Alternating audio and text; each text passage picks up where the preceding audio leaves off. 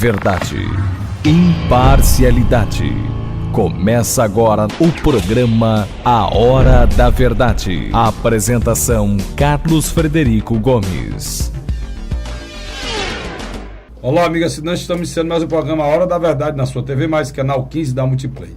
Infelizmente, nós temos que voltar a um assunto que já é corriqueiro aqui, foi durante todo o ano, e ele retorna à nossa pauta aqui, se a gente querer, que é a questão das denúncias, a questão do Ministério Público Federal, a questão da Polícia Federal, a questão da Lava Jato. E agora, o presidente Lula com a sua esposa Marisa foram denunciados, né?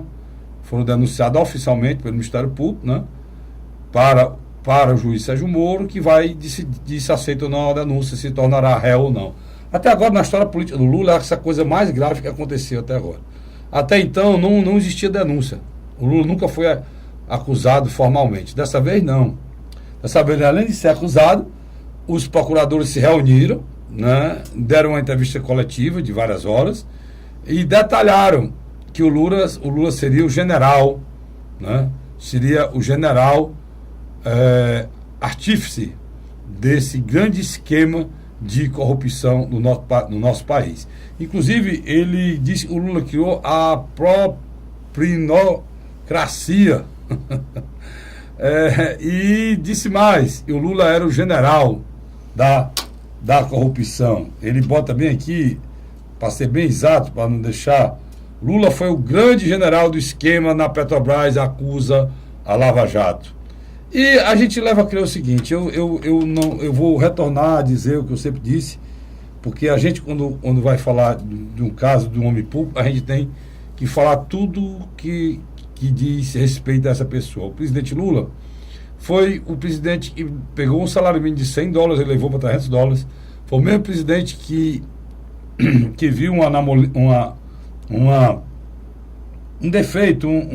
defeito grave no nosso país, na educação do nosso país, que os estudantes tinham acesso à escola, à universidade pública, só era estudante e tiveram condição financeira de estudar em escolas particulares. Então, quem estudava em escola particular boa, chegava sempre às universidades públicas de maior qualidade. E a população mais pobre, que não tinha acesso à escola privada de qualidade, nunca chegaria na universidade pública. E tampouco na universidade privada eu não teria condição de pagar. O presidente Lula criou o ProUni, inventou o ProUni. O ProUni permitiu que vários alunos, jovens, filhos de pessoas humildes, pudessem chegar na universidade. Isso é um fato. É uma coisa importante que o presidente Lula fez para esse país. Como fez também a questão da distribuição de renda. Quando ele levou um salário de $100 para $300, quem distribui renda é salário mínimo com poder de compra. Isso é outro fato.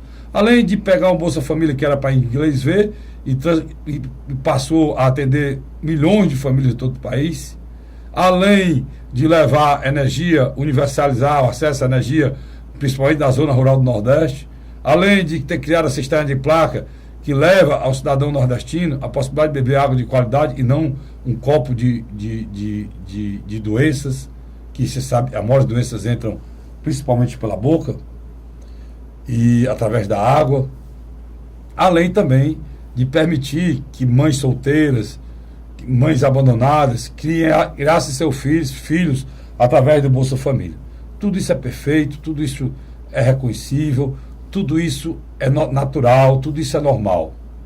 Agora, esse feito na área social, que foi espetacular, grandioso, tudo que eu falei aqui, não permite nem ao Lula, nem qualquer cidadão que viva numa democracia, numa república, no Estado Democrático de Direito, por ter feito benefícios, por ter cumprido a obrigação, não dá direito nem ao Lula, nem a qualquer cidadão que venha a deter um cargo público, de montar o maior esquema de corrupção já montado nesse país. Não dá direito ao presidente Lula de montar uma estrutura de poder que abalasse como abalou, como ainda está abalando, a democracia brasileira. Não existe democracia quando o partido que está no poder detém uma força bilionária para forjar eleições. Isso mesmo. Eleições que são realizadas a peso de ouro, a compra de votos, são eleições forjadas, mentirosas. E eu tenho plena certeza que o que aconteceu nos últimos anos no nosso país são eleições mentirosas e forjadas. Criou-se uma máxima no nosso país que se um homem de bem chegar para um apoiador que ele trabalha e nesse momento disser, olha, eu pretendo ser candidato a vereador porque eu tenho alguns ideais, tenho vontade de fazer, eu gosto de realizar, quero exercer a minha cidadania, defendendo o povo da minha cidade. A primeira coisa que será dito para esse cidadão, para esse homem de bem, é que o sistema atual montado pelo Lula leva a seguinte pergunta: você tem dinheiro? E o cidadão de bem, não, eu não tenho não. Está precisando de ajuda partidária e tal, para poder se candidatar. Não se candidata não. Se você se candidatar, você vai fazer vergonha. Você vai tirar uma votação medíocre. Você vai fazer vergonha a gente e o partido. Você é um liso. Você pode até ser um homem de bem. Você pode até ser uma pessoa digna. Você pode até ser liso por ter sido a vida toda um homem de bem. E na sua cara, isso é dito com toda clareza. Você é um liso, você não pode ser candidato a nada. Você é uma pessoa que não tem capacidade de ser nada nesse país, que você não tem dinheiro. Isso é democracia?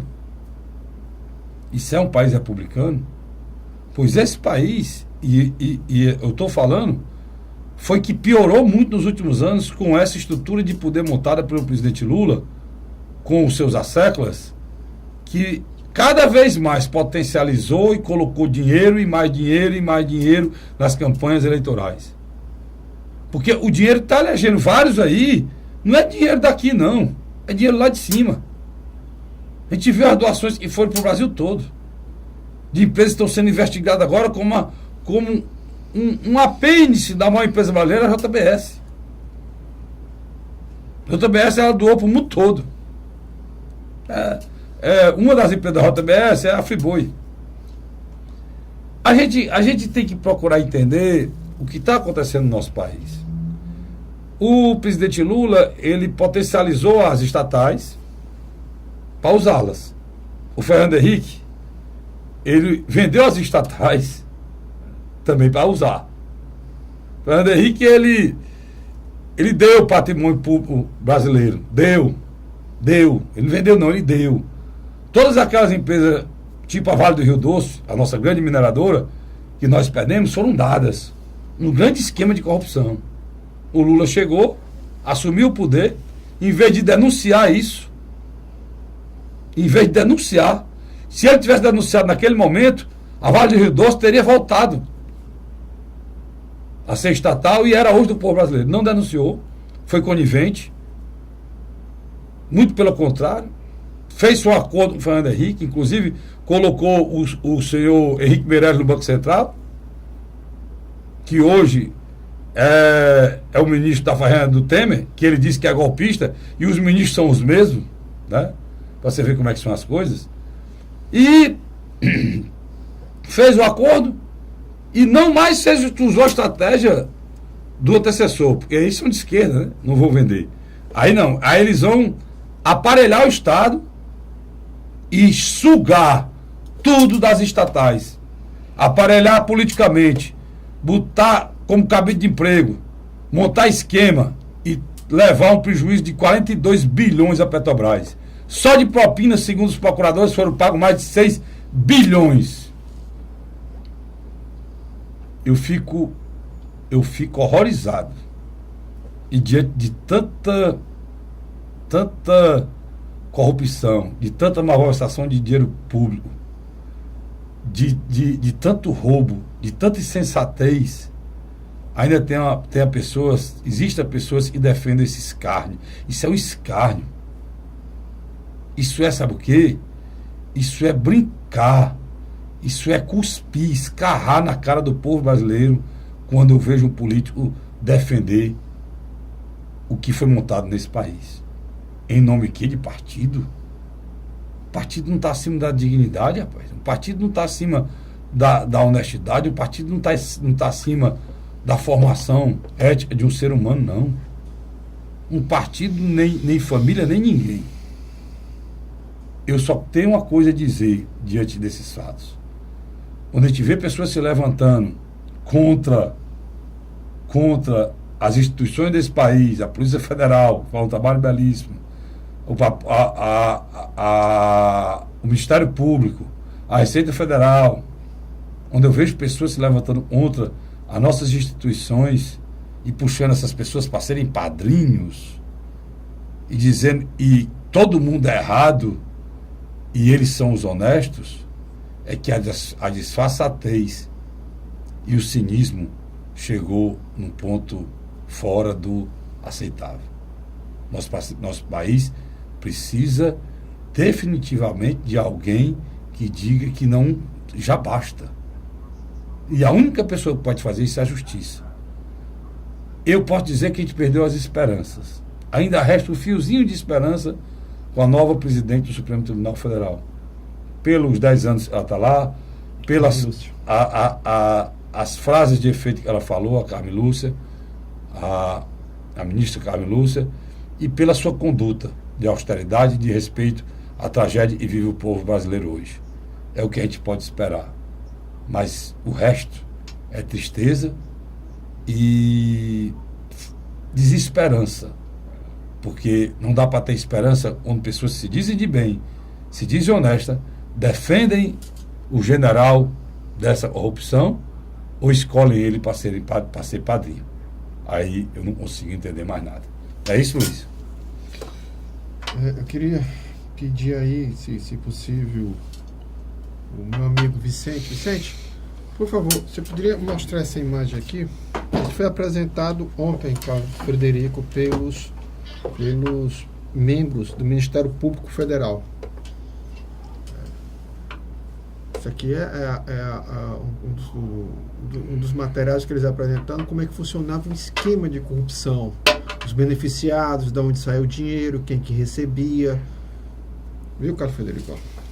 E tudo muito claro, né? Sabe? Tudo muito claro, tudo me colocado de forma muito clara. Obrigado, viu, Vicente? O pior de tudo, o Luiz, é aquilo, a gente já conversou aqui outras vezes no passado, e parece que a máxima continua a mesma, né? Daquele general da propaganda nazista, do Hitler.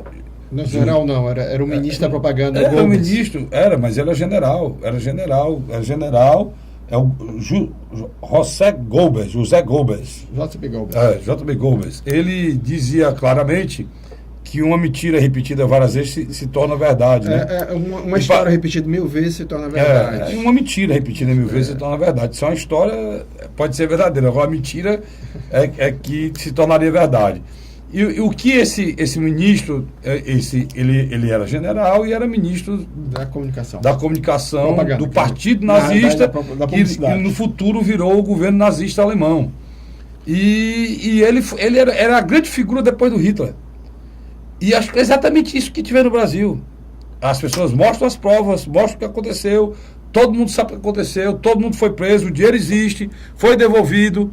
Existem pessoas presas, pessoas estão fazendo delação premiada, cada dia se descobre outro, cada dia outra pessoa, cada dia mais dinheiro, cada dia mais esquema, e todo mundo tem a coragem de dizer que o presidente Lula não tem nada a ver com isso. Mas vamos tentar... E tem pessoas que ainda copitam o presidente Lula como padrinho. O que é que vai ser esses governos em que o presidente Lula vai ser o padrinho? Agora, é interessante. Quando o Ministério Público fez essa coletiva, se completava uma semana da saída de Dilma Rousseff. Uma semana da saída de Dilma Rousseff. Interessante. Só isso? Uma semana. Não, mais, Luiz. Não. O coletivo foi ontem, Luiz. Então, faça os cálculos. A presidente Dilma saiu que dia? De quarta-feira, semana passada. Então, hoje faz 8 dias que ela saiu. Ontem fez uma semana. Qual foi a data exata? Dia 31 de agosto. Certo. Dia 31 de agosto. Então, mais 15 dias. Não, desculpa, 15 dias. Tá certo. Ela justamente isso que eu estava lhe atentando. Estava puxando para você puxar a data para você ver. Há 14 dias, então. 14 dias, Há isso, 14 dias, exatamente. Então, o que você nota? O Ministério Público agora fez uma ofensiva, literalmente, para não só, na minha avaliação, expor uma face do Lula que uma parte da população já conhecia, outra parte conhecia parcialmente, mas que agora, com certeza, toda a população vai ter acesso a essa informação. E eles vendem coisas, principalmente para as pessoas mais pobres, Luiz, sem conhecimento, que é terrível. Por exemplo, a esquerda brasileira, ela tem algumas posições, até mandar um abraço para o meu amigo Renato Rosendo, deputado Renato Rosendo, que hoje ele mostrou que é ser esquerda. É um coerente. Parabéns, deputado Renato Rosendo. Hoje ele estava com um folheto, era para me estar aqui, não estou aqui agora, lamentavelmente. Entendeu? Para estar isso aqui na mostra, até buscá-lo ali, para mostrar no segundo bloco.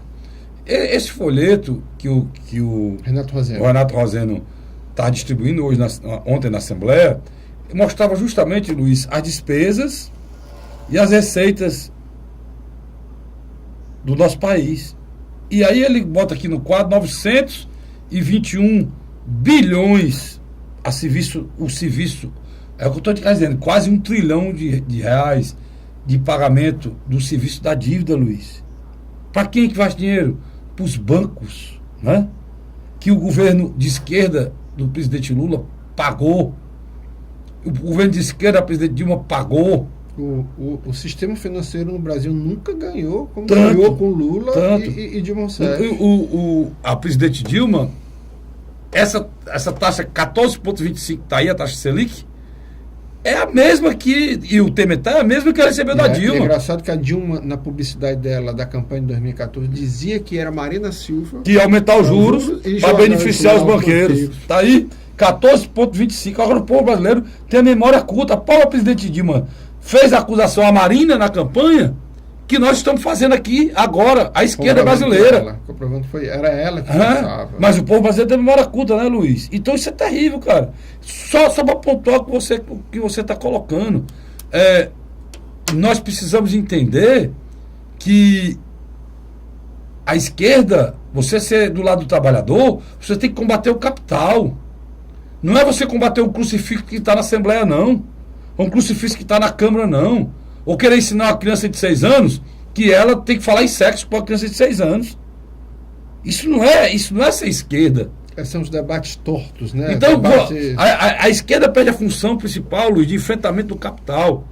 Porque o nosso país, o juros chega a 450%. A esquerda brasileira há muito tempo se acostumou a comer caviar, o Carlos Frederico. Pois é, a comer caviar, tomar vinho francês, vinho tinto francês bom, vinho alemão bom, branco, vinho branco alemão de qualidade, vinho tinto francês e italiano de qualidade, espanhol de qualidade, a tomar cachaças de 1.000. O Lula toma cachaça de R$1.000, né? Aí é fácil tomar cachaça, uma garrafa, né? E só viagem de primeira classe, e fala da elite. Eu não sei o que é ser elite para a esquerda brasileira, porque eu não conheço a esquerda no mundo mais elitizada do que a nossa. Não conheço, né? O exemplo da esquerda brasileira é o exemplo do grande poeta brasileiro, que fala muito da pobreza e combateu muito a corrupção e a ditadura, né? Que é o Chico Buarque. É um elitista com um gosto refinado, né? Sempre teve. Muito refinado o gosto. É bom que se a população vai chegar perto desses homens para entendê-los. Eles usam as Marias, né? Eles usam as Helenas, eles usam joga pedra na Geni, falando da desgraça e da pobreza de um povo abandonado para ganhar dinheiro. Mas ao mesmo tempo ele bota irmã para ser ministro. Como ele acusava daquele tempo dos coronéis aqui do Nordeste, no nepotismo, a mesma coisa, bota irmão, bota parente, monta esquema com primo, com cunhado, tudo no governo. E depois chama todo mundo de golpista, que eu acho que esse governo tá aí é golpista mesmo, certo? Mas só que não tem diferença de nada do governo Temer, né, Luiz? Pro governo Dilma. Qual é a diferença? É o chefe de gabinete? Quem é o chefe de gabinete do Temer? É o Padilha. Ele era o quê no governo da Dilma? Chegou a ser deputado federal. E era o quê no governo da Dilma? Ministro. O Henrique Meirelles era o quê no tempo do Lula? Era o homem forte do Banco Central. Ele é o quê? Ministro da Fazenda. Essa farinha é a mesma. Se você botar em 2 sacos, você não identifica. Pode mudar do saco para outro que é o mesmo. Não dá para te aceitar esse discurso tacanha de que eles são golpistas e a gente. Não. O que está aí, cara, foi feito por vocês. O Carlos Frederico. E todos vocês juntos. Deixa eu só pontuar uma questão aqui. Durante os últimos dias, as movimentações fora Temer cresceram, indiscutivelmente. Cresceram. O que acontece? E é ótimo, porque... O que acontece? E é ótimo, e cresce. Esse balde de água fria jogado agora em cima de Luiz Inácio Lula da Silva vai diminuir o ímpeto. Por quê? Porque uma parte... Ou pode aumentar, né? Não. Uma parte que quer eleições diretas acredita que o Lula seria um candidato imbatível. Que, indiscutivelmente, ele tem um recall, né? Uma parte da população... Ele tem uns 30% que ele sempre teve durante um bom tempo, né? Um bom tempo. Deve ter ainda. Mas, a partir do momento em que ele cai na iminência de ser preso, porque o Lula agora está na iminência de ser preso. Você está dizendo que o Lula pode ser preso? Sem dúvida. Por quê? Peraí, não diga agora não. Eu vou para o rápido intervalo, volto já. O Luiz vai dizer por que é que ele acha que o Lula pode ser preso. E aí, a gente pode também ter uma calmaria, ou pode ter um efeito contrário, né? Mas o Luiz vai explicar aqui. Sai daí não, eu volto já. A Hora da Verdade.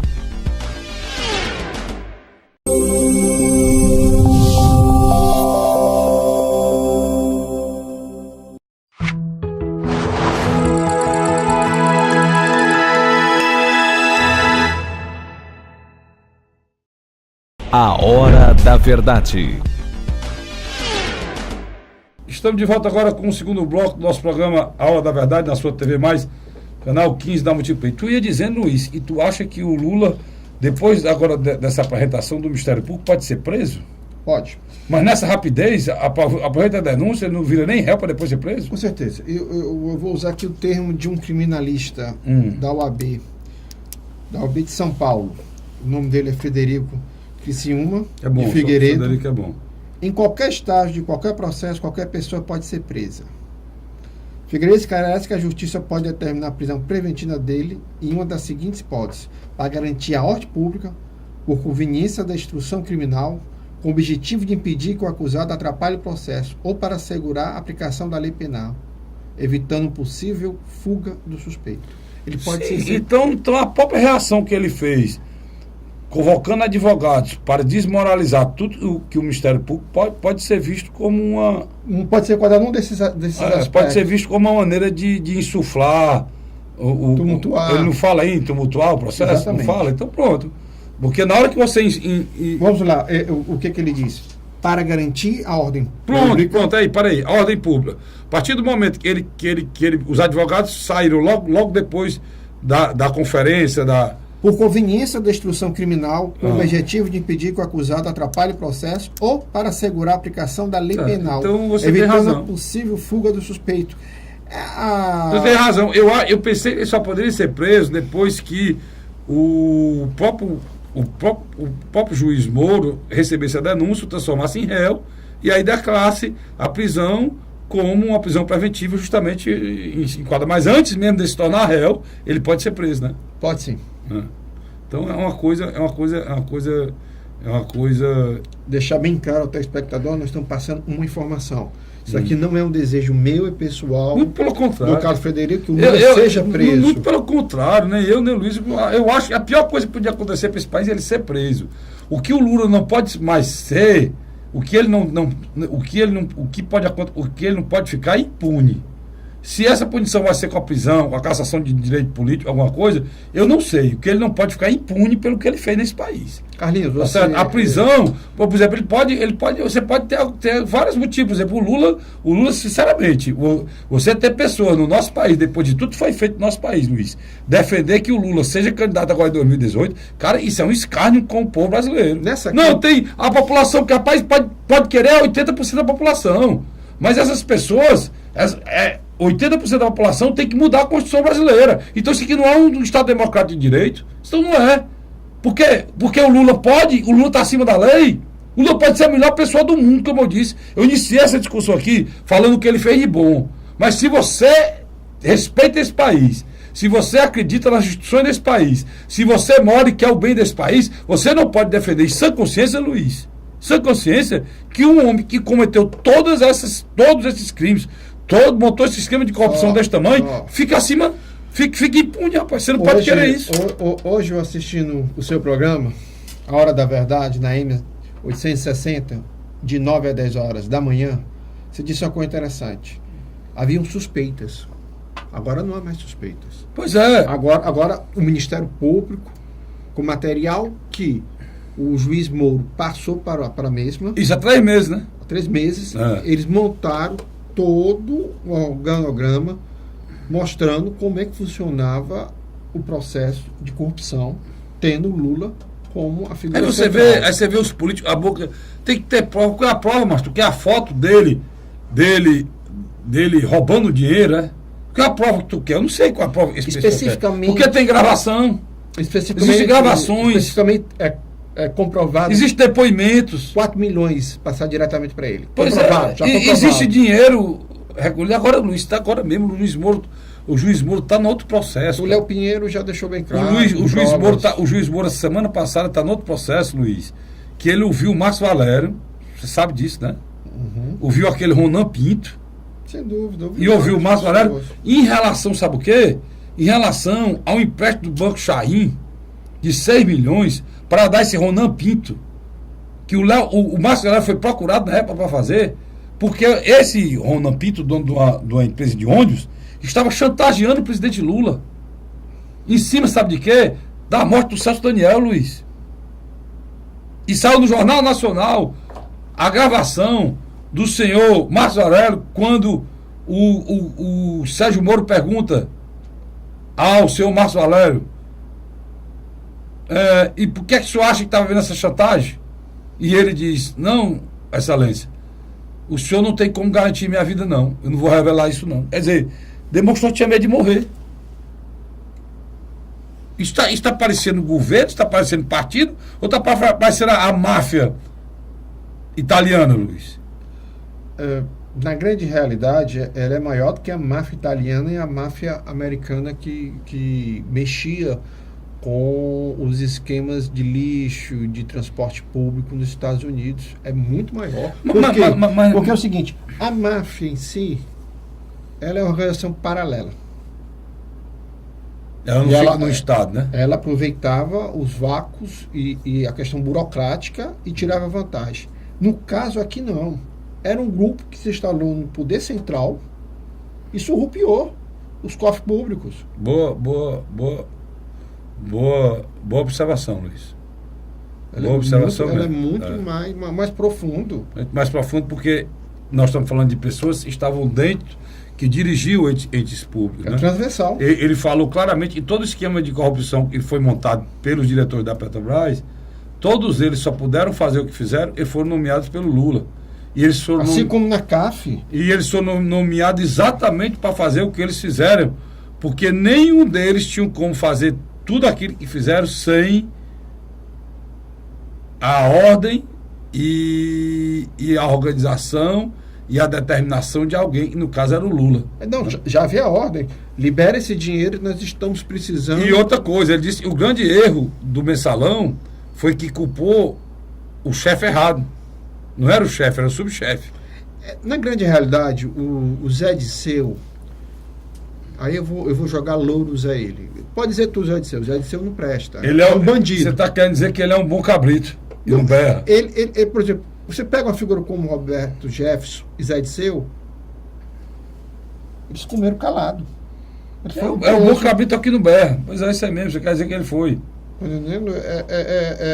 Só que os que estão sendo presos agora dizem, eu vou ser preso por Lula estar vivendo uma vida de milionário. Aqui, ó, ele diz aqui o Delton Delano, que é o procurador-chefe lá, ele diz o seguinte: garantiu durante Lula, a atuação de Lula garantiu durante seu mandato presidencial a governabilidade assentada em bases criminosas.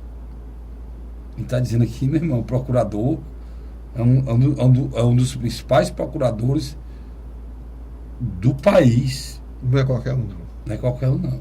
Carlos, é bem objetivo. Em bases criminosas, mediante compra de apoio político. Agora, vamos ser sinceros. Um homem como Lula, ele tinha, economicamente, condições de ter comprado tanto o apartamento, o triplex, como o sítio. Ele tinha. Ele, pessoalmente, tinha. Claro que tinha. Ele tinha. Claro que tinha. O problema é que o Lula não sabe fazer nada que não seja ilegal. Esse é o grande problema. Ele poderia ter comprado apartamento para ele, ter dado de presente à esposa dele, ou o sítio, não tem problema nenhum. Quantas pessoas que foram muito menos do que ele e tem apartamento, tem sítio em São Paulo e ninguém questiona. É só que esse dinheiro seja o dinheiro lícito. E ele tem. E ele tem, Luiz. E a família dele tem. E poderia ter comprado, ter pago. Tem um outro mas eu acho que a mesquinharia é tão grande que prefere receber os presentes. Um outro detalhe. Se acostumou a receber propina, né? Só um outro detalhe. Quando a Polícia Federal foi lá levar ele para uma cariação, você se lembra daquele processo que chegaram lá no apartamento dele?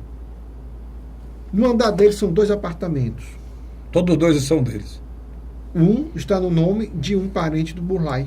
Todos 2 são deles. Quando os oficiais da Polícia Federal chegaram lá, quando olhou, o porteiro avisou. Isso no próprio prédio dele. No próprio prédio dele. Olha, o ex-presidente também teria formado, segundo o procurador aqui, em favor de seu partido, o Partido Trabalhador, de um colchão de recursos ilícitos para abastecer futuras campanhas eleitorais no contexto da perpetuação criminosa no poder. Aquilo que eu falei no meu comentário inicial. Quem estiver assistindo... E ainda diz outra coisa aqui. Para os procuradores, o governo petista foi uma propinocracia. Ou seja, propinocracia, traduzindo, é um governo regido pela propina. Né? Governo regido pela propina. Ou seja, a propina que é o artifício principal dos mafiosos, né, Luiz? O nosso assinante, Carlos Frederico, poderá, de uma hora para outra, estar nos assistindo sexta-feira ou domingo. Sábado ou domingo ou quinta. Sexta ele não assiste, não. Desculpa. Sábado. Quinta. Sábado ou domingo. Domingo. Especificamente sábado ou domingo ele poderá estar nos assistindo. E o que está acontecendo? Prisões. Nosso programa provavelmente terá envelhecido, porque terá chegado outros processos. Você está dizendo que o Lula poderá ser preso? Eu acredito que sim. Então, o novo Juscelino Kubitschek, o Lula se comparou aqui ao Juscelino Kubitschek. Pode ser. O Juscelino Kubitschek foi acusado de ter também um apartamento, não era no nome dele. Engraçado, curiosamente, a história de JK foi acusado de ser dono do imóvel em nome de um amigo. A mesma coisa do Lula. O Lula só gosta de se comparar a Getúlio Vargas, Lula está na hora de você se comparar ao Collor, cara. Na hora de você começar a se comparar realmente com pessoas com o seu caráter, né? Eu acho que o senhor está mais parecido com o Collor, Renan Calheiros, Michel Temer, né? O próprio Cunha, né, Michel? O Cunha que, graças a Deus, nos deixou, né? Que está, Luiz, ameaçando fazer uma delação premiada, que há a esperança do povo brasileiro que ele o faça, né, Luiz? Eu pessoalmente... Tu acha que ele faz? Não. Eu acho que o ex-deputado Eduardo Cunha, ele tem um perfil mais próximo do Roberto Jefferson, atual presidente do Partido do Trabalhista Brasileiro e ex-deputado federal também, que perdeu o mandato junto com o Zé Disseu, naquele processo do mensalão. Eu acho que ele vai tentar livrar a esposa e a filha. Inicialmente, né? Inicialmente. E se for preciso para levar a esposa e a filha, os promotores já sabem disso. Ele vai abrir a boca. Aí que é o X da questão. Ele vai abrir a boca.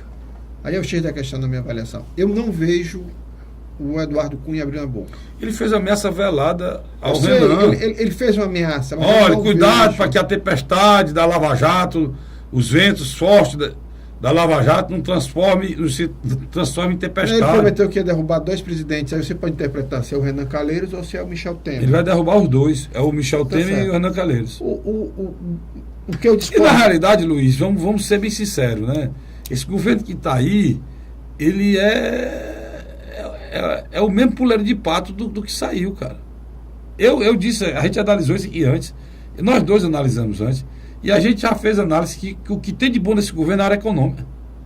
O Michel Temer não teve a hombridade, a coragem de dizer, olha, passar aquele recibo que você falou aqui, cara, que eu falei, que era você chegar para as pessoas que estão aí, está aqui, nós vamos fazer o governo, vamos, está aqui o Luiz, é presidente do POPL, não tem esse partido não é POPL, ponto, é POPL, Luiz, cara, tu vai ficar com o Ministério da Assessoria inexistente, é teu, Ministério da Assessoria inexistente, pronto, é teu.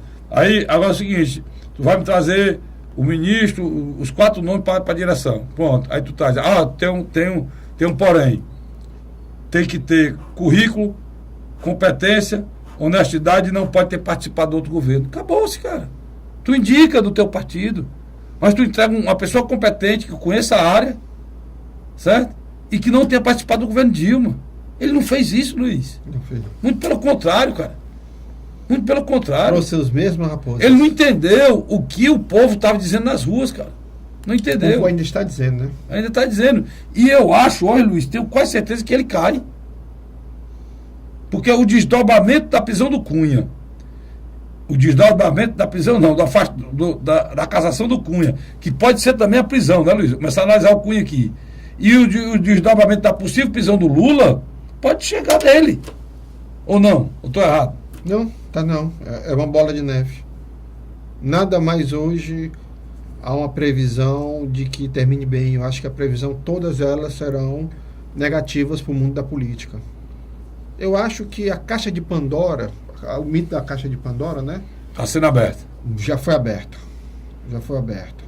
Eu acho que a classe política como um todo sabe que muitos agora irão pagar pelos erros do passado. Como alguns teólogos falam, né? O pior dos pecados capitais é a vaidade, né? É a música azul, né? O nosso político, eles música a música azul. É impressionante, Luiz. O ser humano, ele é doente pelo ter, né? Ter poder, ter dinheiro. Tem alguma coisa, né? Tem alguma coisa que não seja com o menor esforço, né? Ele quer ter tudo, quer ter alguma coisa, não, ele quer ter tudo. É impressionante isso. E a gente fica sem saber onde vai parar isso e vai acontecer. Eu vou para um rápido intervalo e volto já no terceiro bloco do nosso programa A Hora da Verdade. Sai daí não. A Hora da Verdade.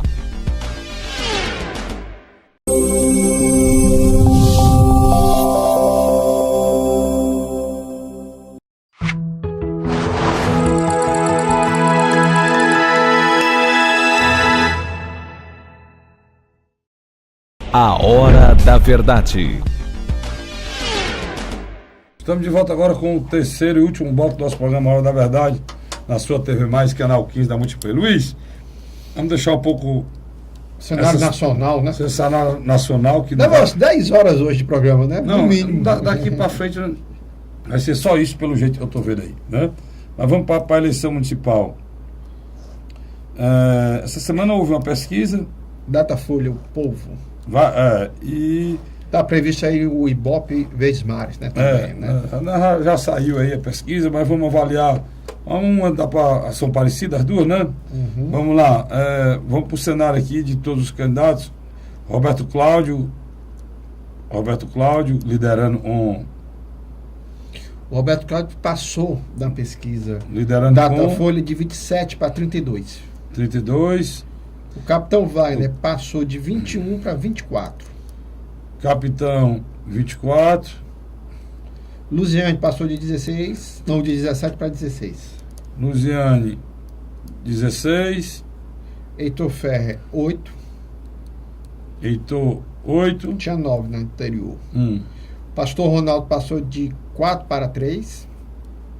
Pastor Ronaldo 3.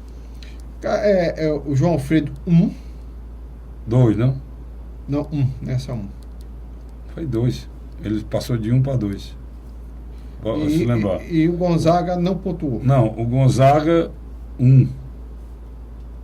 Quem não pontuou foi o Tim Gomes. O Tim Gomes não pontuou. Não né? pontuou. Que tinha pontuado na outra. Na né? outra. Luiz, eu estou partindo do princípio, partindo para aquela máxima, para ser bem exato, na campanha anterior,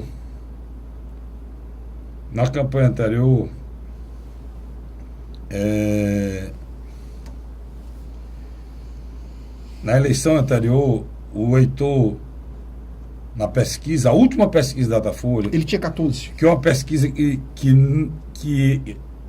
o Instituto tem que ir em busca da verdade absoluta, porque senão ele é desmoralizado.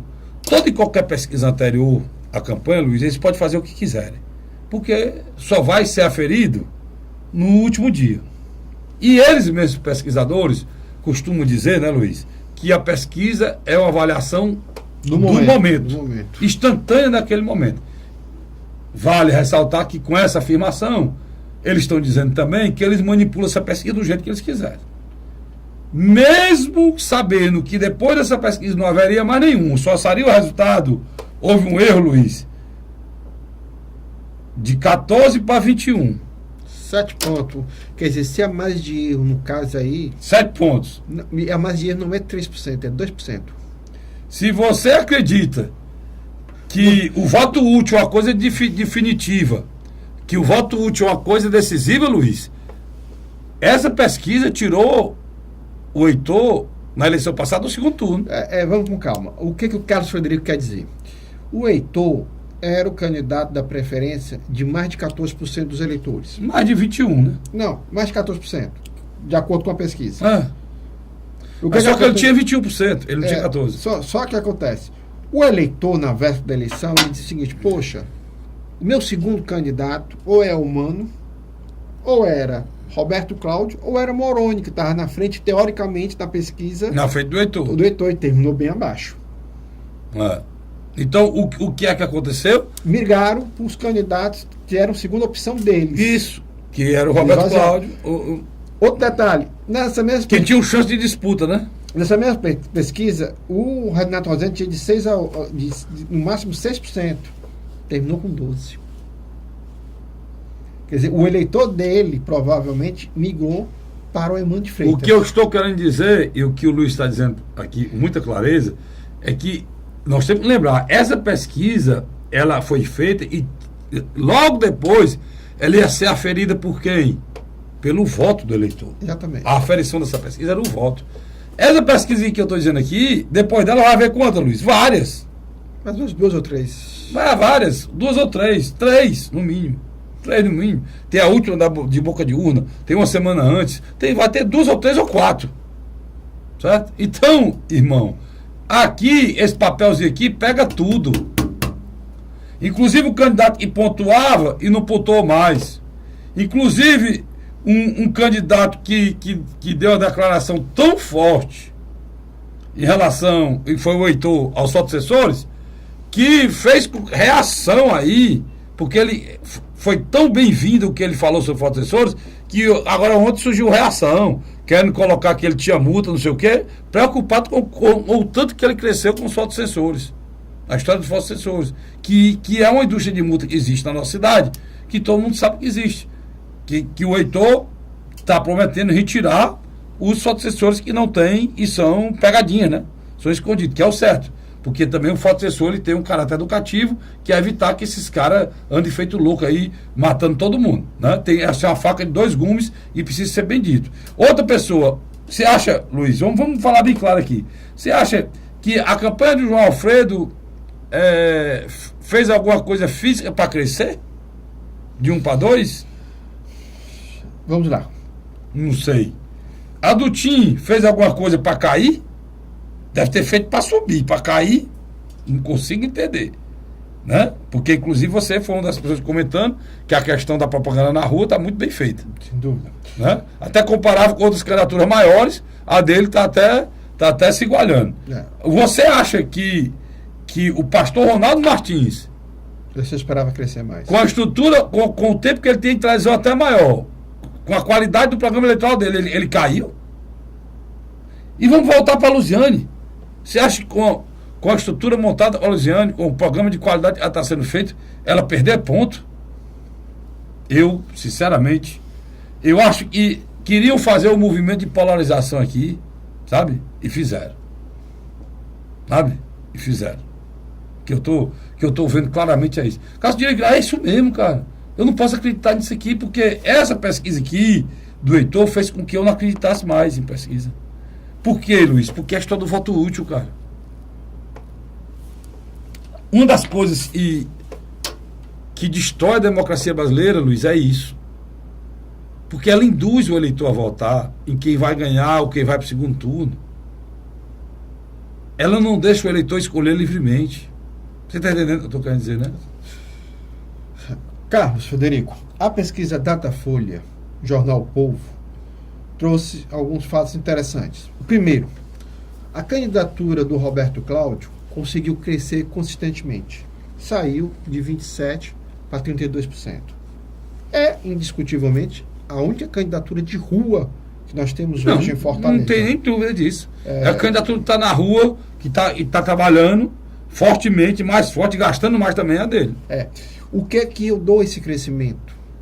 Eu já dei o primeiro, que é a questão da força da rua. O segundo movimento dessa candidatura, eu acho que começa a haver uma transferência do eleitorado do Moroni para Roberto Cláudio. Por quê? Porque o Roberto Cláudio cresce tanto entre os que ganham de 0 a 2 salários mínimos, como também os que ganham entre 2 a 5 salários mínimos. Ele teve uma expansão. Já o Capitão Wagner, que na minha avaliação foi um grande vitorioso, porque o Capitão Wagner não tem uma campanha de rua à altura da coligação que ele montou. Mesmo o Capitão Wagner tendo Eunício de Oliveira, Tasso Gereissati, Lúcio Alcântara, Roberto Pessoas, Genesias Noronha e outros figurões ao redor dele, a campanha dele à frente da campanha do Roberto Cláudio é inexistente. E essas pessoas, não, feito do capitão, quer dizer, é inexistente. Inexistente. E esses padrinhos não se apresentam, inclusive nem no programa eleitoral. Exatamente. O que é que aconteceu? Nem os padrinhos do Roberto Cláudio. Né? A peça... O ex-governador Ciro Gomes, o ex-governador Cid Gomes, nem mesmo o governador Camilo Santana, que é de outro partido, e isso já nem pode. Nem pode. Agora, o que me chamou a atenção foi que a peça publicitária que o Capitão Wagner montou, contando a história dele, criou uma identificação com uma parte da população. E agora está atacando problemas da cidade, né? Fazendo a operação da importância do viaduto, também da importância da Guarda Municipal. Da Guarda Municipal, assumir uma coisa que eu acho que ele fez muito certo, assumir que ele quer a Guarda Municipal armada e treinada, como é treinada a polícia, para o enfrentamento da violência no Estado. Eu tenho uma tese. E o que ele está falando é altamente legal, é lei. É lei de 2014, perfeita, a cidade acima de 200 mil habitantes, então não tem nenhuma coisa que ele está falando aí que não pode ser feita. Frederico, eu tenho uma tese sobre a candidatura do Capitão Wagner. Ele conseguiu criar uma base sólida. Ele me demonstra uma capacidade ímpar de se expor. Ele não é um cara... mesmo com as dificuldades de ficar parado, ele vai atrás. E outro detalhe, que talvez você vai concordar comigo, durante essa semana, Tasso Gereissati começou a criticar a forma de financiamento da campanha de Roberto Cláudio. Eu acho até de forma injusta, né, Luiz? Não, mas eu achei interessante que eu acredito que o Tasso deverá, nessas últimas 2 semanas, entrar definitivamente na campanha do Roberto Cláudio, ou do Roberto Cláudio, não, do Capitão Wagner. Eu não tenho a menor dúvida sobre isso. Eu acho que... os padrinhos estão chegando, né? Os padrinhos estão chegando. Por quê? O Lula chegou Gravou para a Lusiane. Gravou para a Lusiane. Não sei nem se foi um bom negócio para a Lusiane, né? Acredito que não. Dependendo do que vai acontecer daí para frente. Você está dizendo que o Tasso pode ser que grave. Mas sabe por quê? Né? Por uma simples questão e objetivo aqui. O senador Eunício está onde? Nos Estados Unidos? Né? Não, o senador está aqui, tanto no Senado como no interior, principalmente na sua cidade de Lavras da Mangabeira. Por que o Tasso vai, com certeza, entrar na campanha do Capitão Wagner? Carlinhos, se ele chegar ao segundo turno sem os seus padrinhos, para que ele vai precisar dos mesmos no segundo turno? Tem esse detalhe. Luciane Lins, na minha avaliação, você sabe por que ela está se segurando nessas pesquisas? O voto que era de Renato Rosendo está indo para ela. Identificação. É o candidato mais próximo que, com a parte do eleitorado do Renato Rosendo. Da esquerda, né? A esquerda. Ela está pegando esse eleitor, indiscutivelmente. O eleitor é aquilo que nós conversamos, ele tem um eleitor cristalizado. Mas tu acha que não, agora, a possibilidade de erro no eleitor novamente? Sem dúvida. Agora, há uma maldade aí que eu concordo com você. Se, de novo, puxar ele para baixo, uma parte do eleitor dele automaticamente vai começar a querer entrar no processo da polarização. Roberto Cláudio e Wagner, e começar a ir para a direção. Olha, Luiz, isso não é feito só aqui em Fortaleza, não, cara. Isso é feito no interior do estado de Ceará, em todo canto. Essas pesquisas, elas são atentadas à democracia. São cruéis. Elas matam. Elas destroem candidaturas, destroem anos e anos de luta. A pessoa aí eles vão... Por causa da história do voto útil, o eleitor brasileiro não está preparado para a pesquisa. Não, isso é feito nos Estados Unidos Democráticos. Rapaz, é outro eleitor. É um eleitor politizado.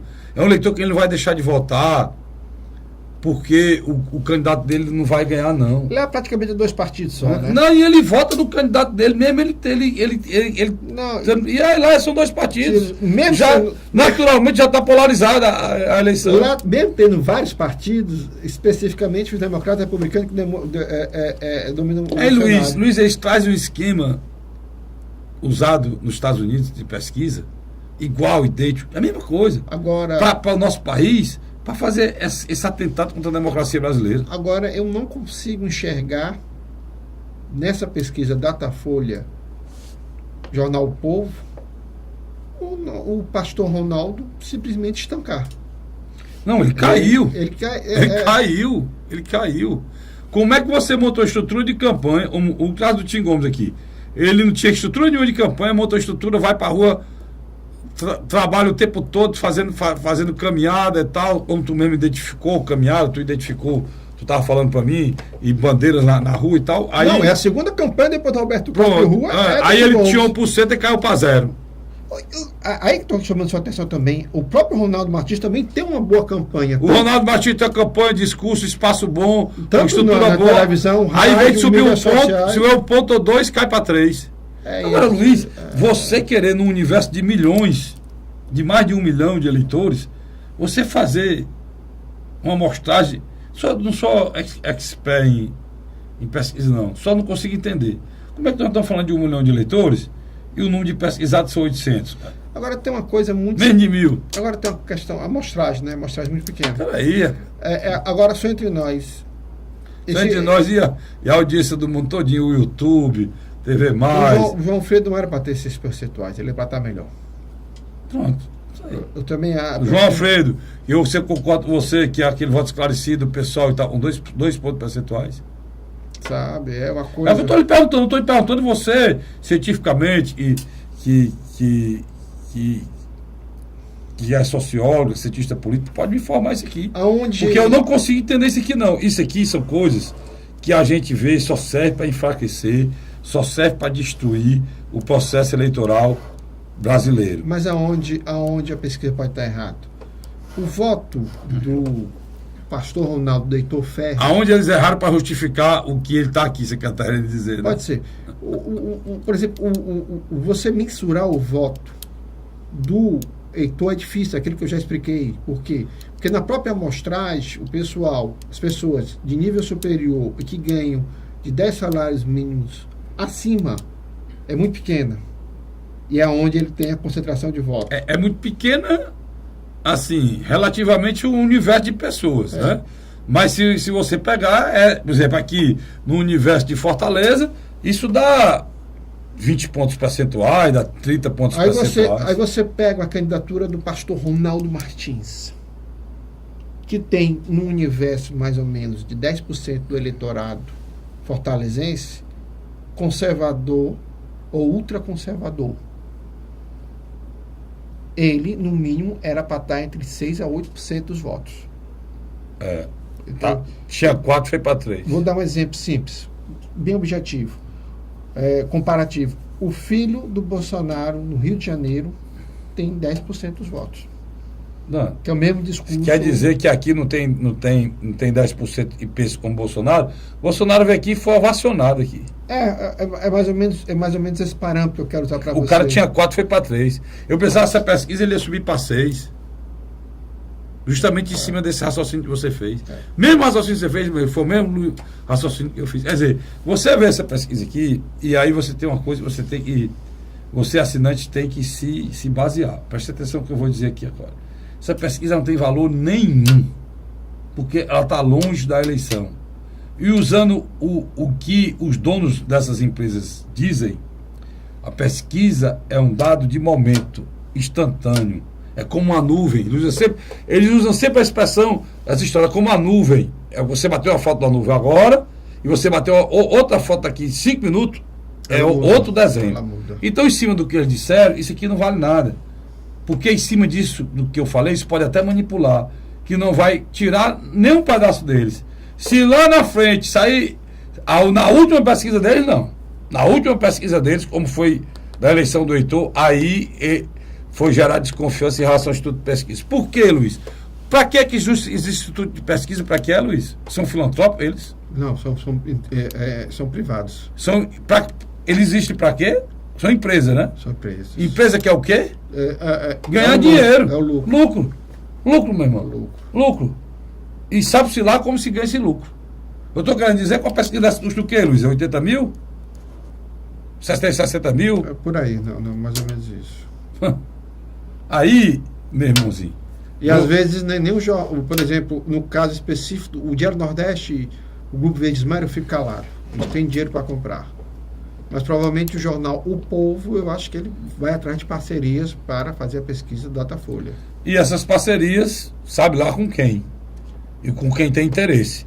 Vamos supor que o Luiz é candidato e tem um empresário muito conhecido, muita grana, que é o Vicente.